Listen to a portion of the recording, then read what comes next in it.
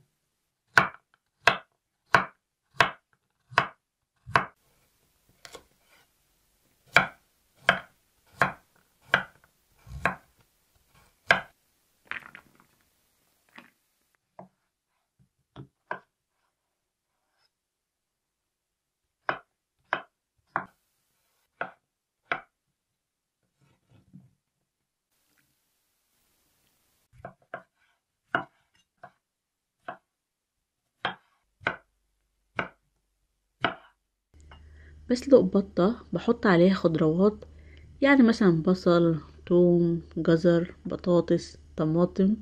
بيبقى طعمها حلو وكمان بتزود من القيمة الغذائية. بحط روزماري، ورق لورا، وبسوي البط. بشيل الريم اللي على الوش. بحط التوابل مثلا ملح وفلفل، كمون، كزبرة ناشفة، بابريكا، خل وليمون. التوابل عامة على حسب كل شخص. هعمل حاجة خليط كده ياباني عربي، تاكي جامي جوهان، هو بس تقريبا بمكونات المحشي. بقطع كرنب،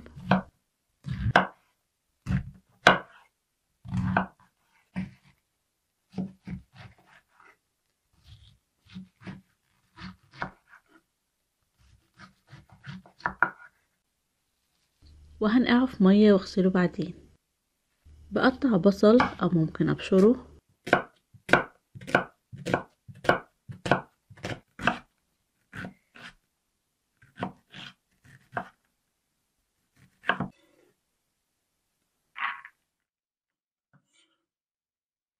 بقطع توم او بهرسه.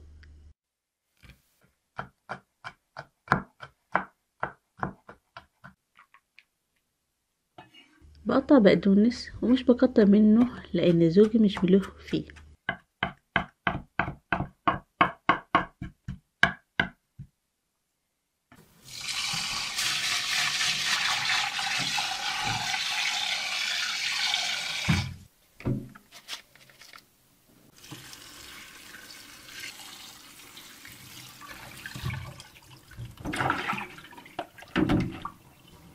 في حلة او طاسة بحط شوية زيت، هسوي فيها البصل والثوم.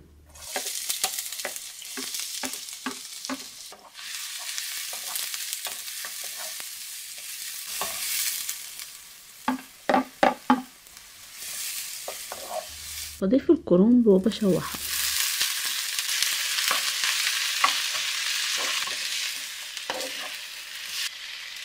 بضيف مرقة دجاج والتوابل.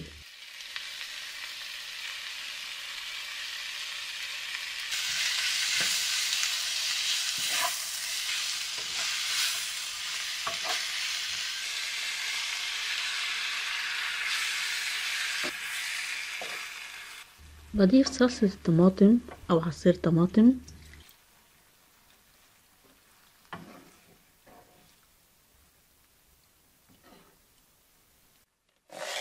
بضيف الرز اللي غسلته.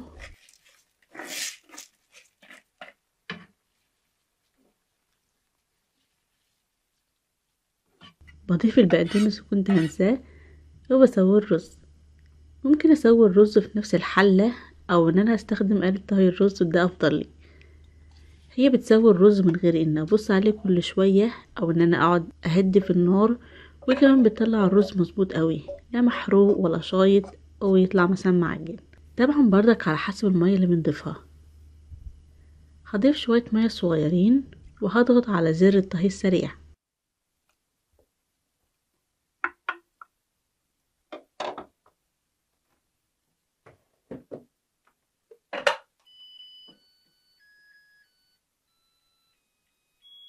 هعمل صوص الدهن للبط، حوالي معلقة كبيرة من الكاتشب، معلقة صغيرة صوص صويا، ملح وفلفل، رشة خل، رشة ليمون، وهقلبهم مع بعض.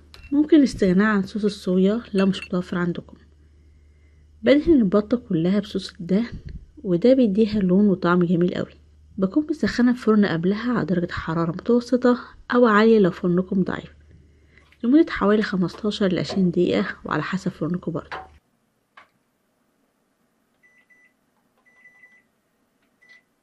هقطع شوية خضروات ناكلها مع الأكل. ده خس ياباني، أنا بحب أوي الجزر الني، بيبقى طعمه مسكر.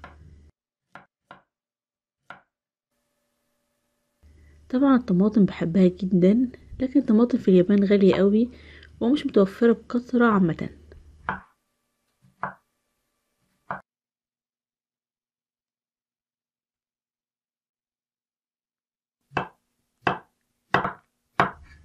الخيار طعمه حلو قوي، صحي ومفيد.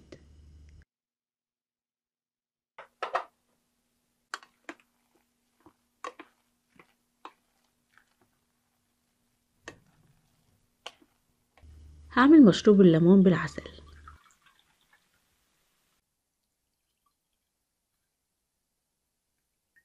دي مية بالعسل، كنت مجهزاها قبل كده. بضيف عليها الليمون وبحط عليهم العسل. المشروب ده طعمه جميل قوي وحلو كمان للبرد او الكحة. انا ماليش قوي في العسل، بس العسل مع الليمون الاتنين حلوين قوي مع بعض. وعامة انا بحب الليمون او مشروبات الليمون بصفة عامة. كده البط بعد ما استوى، طبعا كنت قلبتها على الجنب التاني او قصد الوش التاني، وكده خلاص استوت من كل حتة. بحط ورق الفويل ده على الايد والرجل عشان تدي مظهر كويس، لان عظمة الايد استوت قوي وبانت شوية. وكمان لما بنمسك او بنقطع الورك مثلا او الجناح نمسكه من قطعة الفويل دي، عشان كده بحب ان استخدم الفويل زي كده. ده الرز بعد ما استوى طعمه تقريبا نفس طعم المحشي لكنه مش ملفوف. في اليابان بيسموا الرز المخلوط مع حاجة مثلا، يعني زي كده بيبقى اسمه تاكيجامي جوهان. في الغالب بيبقى رز مخلوط مع أعشاب البحر، بس أنا ماليش أوي الصراحة في أعشاب البحر. ممكن يكون مخلوط برضك مع المشروم. أنا بحب استخدم الطريقة دي لأني بحب المحشي أوي. شوربة البط بالنسبة لي بتبقى تقيلة شوية، لكن مع الخضروات بحط عليها ليمون بتبقى كويسة، وكمان بتدفي في البرد ده.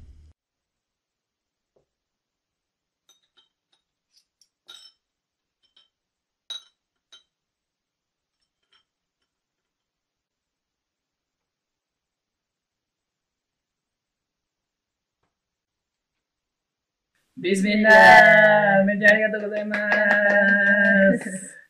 はい、今日はね、すみません。私もメルちゃんもちょっとね、喉の調子とね、咳がね、出てね、あんまり体調が良くないので、今日はすごいスタミナのあるエナジェティックメニューになります。見てください。ホールダック。いいね。じゃあ早速食べていきたいと思います。はい。はい。ドリンクね。これはハニーレモン。ハニーレモン。おお。やっぱあれですか。ちょっと喉のためにバイタミン C をたくさん取れるようにこのメニューですね。メニュー、はい。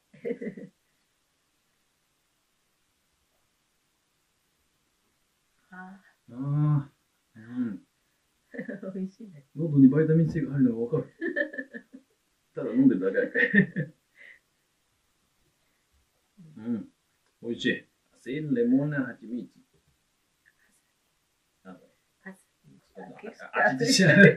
How are we? そう。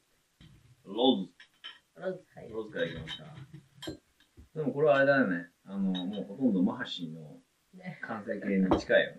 近いね。ね、これでもう包んだらマハシ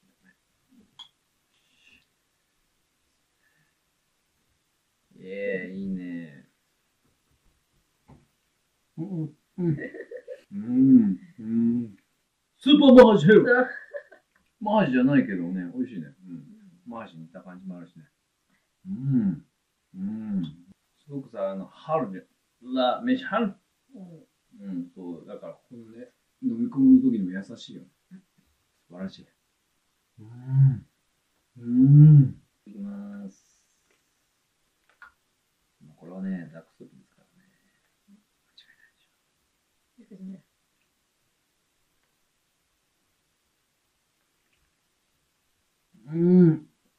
まいけど、すごい熱い。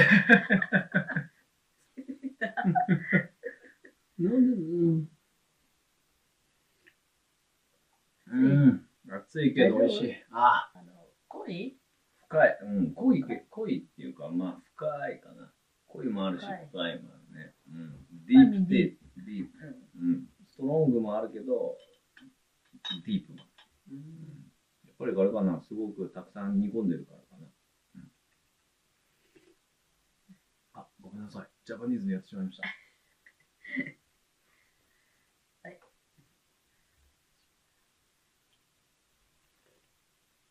めっちゃ分厚い。ああ、ちょっと熱いね。美味しい。そう、ストロングとか。わかるよね。ね、もう、ベジタブルね。はい、はい。食べます。あ、いいよ、熱い。はい、じゃあ。どうぞ。なんか、マリとかに。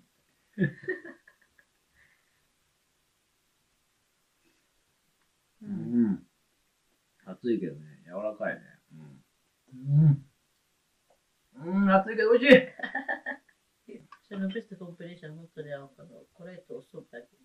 それとソープだけ？あ、でも、レタスあるからさ、レタスくるってやったらマッシュできない？できない。できない？本当。コリアンになんかね、サンチュっていうなんかこのレタスみたいなやつをさ、焼肉のグリルミートさんに乗せてさ、これね、ジューンって食べるやつがあるからさ。結構なおちゃんやったね、これ。やってた。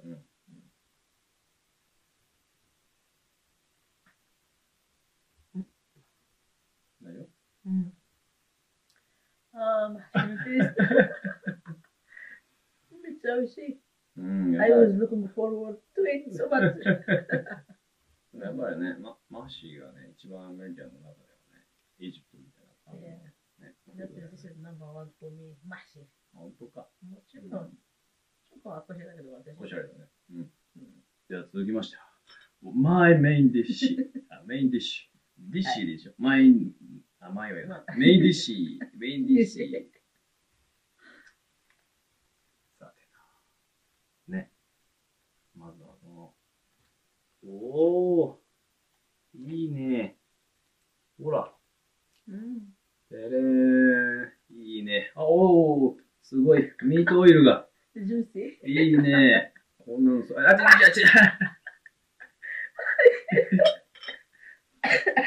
大丈夫大丈夫マーシもミックスしてね、大丈夫。これで絞るんだあ、よ。ほんと？そっかそっか。やべ、もう食べたいしね、もう。準備すらしてないっていうね。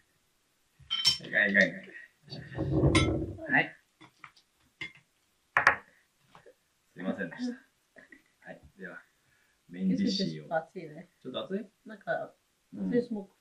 はい。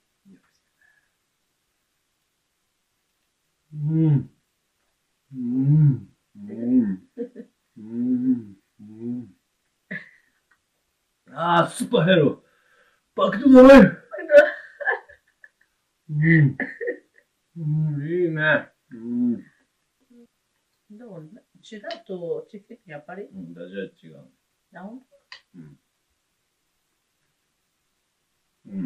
バイだからこっちの方がさ、味が濃いっていうかな。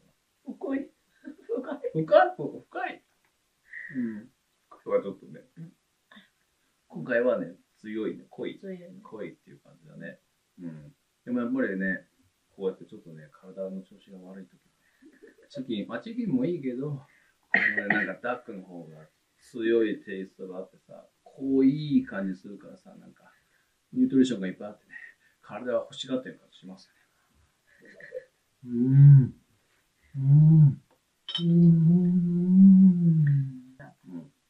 これじゃチキンじゃない。ダックですよ、ダック。はい。ダック食べるね。いい音。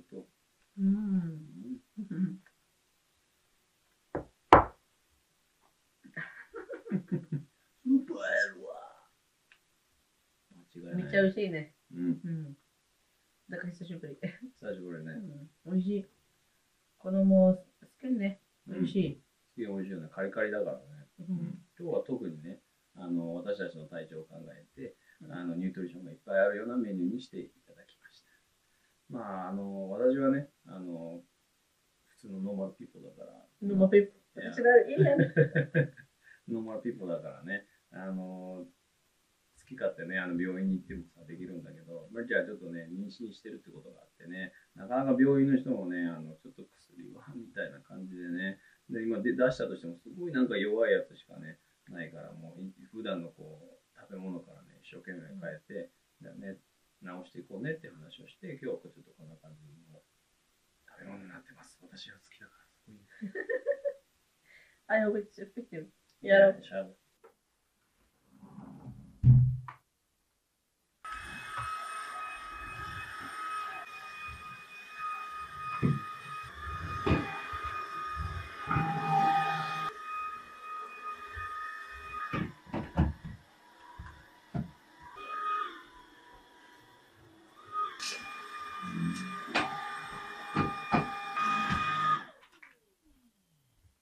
ما كنتش لسه خلصت شغل البيت الصبح كله، وقلت اما احضر الغدا الاول عشان الحق وقت الغدا. بعد كده دلوقتي بكمل باقي شغل البيت، بطبق غسيل امبارح وبعد كده هنشر غسيل النهارده. تقريبا بنغسل كل يوم. في اليابان تقريبا بيغسلوا كل يوم، ولو في اطفال مثلا او كده بيغسلوا مثلا مرتين في اليوم او اكتر. لكن الصراحه موضوع غسيل الهدوم مش بحس ان هو مشكله قوي يعني الواحد بيحط الغسيل في الغسالة ويشغلها، طلع الغسيل يعلقه في العلاقات. احسن حاجة اني بعمل معظم الحاجات دي كلها وانا قاعدة. بعد كده بنعلق الهدوم في البلكونة زي ما هي كده بالعلاقات، يعني زي ما بتشوفوا في الروتين اللي بعمله. بالنسبة لي اسهل حاجة غسل الهدوم وبعدها غسيل المواعين. التنظيف يعني مهوش صعب قوي، بس اكتر حاجة بتاخد وقت ومجهود هو الطبخ، بالاخص ان انا بضطر اقف كتير في المطبخ واعمل حاجات.